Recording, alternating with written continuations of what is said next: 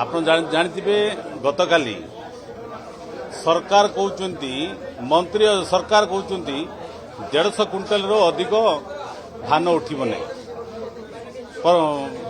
ଗୋଟେ ଚାଷୀଠାରୁ।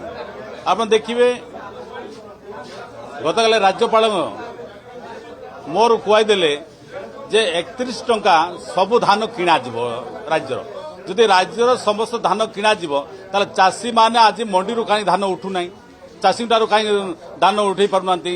ତେଣୁ ସରକାର କହୁଛନ୍ତି ଗୋଟେ କଥା, ବର୍ତ୍ତମାନ ରାଜ୍ୟପାଳଙ୍କ ଠାରୁ ଗୋଟେ କହୁଛନ୍ତି। ତେଣୁ ଆମେ ଚାଷୀଙ୍କ ପାଇଁ ଆଜି ଓଡ଼ିଶାରେ ଦେଖିବେ ଚାଷୀ ଅମଳ କରିଛି, ଋଣ ଭାର ବଢ଼ିଛି, କିନ୍ତୁ ଧାନ ମଣ୍ଡିରୁ ଧାନ ଉଠୁନାହିଁ। ସରକାର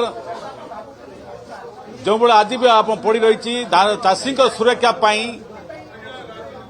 ଯେତେବେଳେ ଡବଲ ଇଞ୍ଜିନ୍ ସରକାର ଆସିଥିଲେ ଆମେ ଚାଷୀଙ୍କୁ କୌଣସି ପ୍ରକାର ଅସୁବିଧା କରିବୁ ନାହିଁ, କିନ୍ତୁ ବାରମ୍ବାର ଅସୁବିଧା କରୁଛନ୍ତି। ସେଥିପାଇଁ ଆମେ ଓଡ଼ିଶାର ଚାଷୀଙ୍କର ସୁରକ୍ଷା ଇଏ ରାଜ୍ୟ ସରକାର କରିପାରୁନାହାନ୍ତି। ଯାହାଫଳରେ ସେ କଟନୀ ଚଟନୀ କଥା କହୁଥିଲେ ହେବ ନାହିଁ, କିନ୍ତୁ ଆଜି ବି କଟନୀ ଚଟନୀ ହେଉଛି, ତଥାପି ଧାନ ମଣ୍ଡିରେ ଧାନ ଉଠି ପାରୁନାହିଁ। ଚାଷୀମାନେ ଆଜି ହତାଶ ହେଉଛନ୍ତି। ସେଥିପାଇଁ जो पर्यंत सरकार चाषी सुरक्षा आगे न आसुँच हाउस आम स्टॉप करूँ।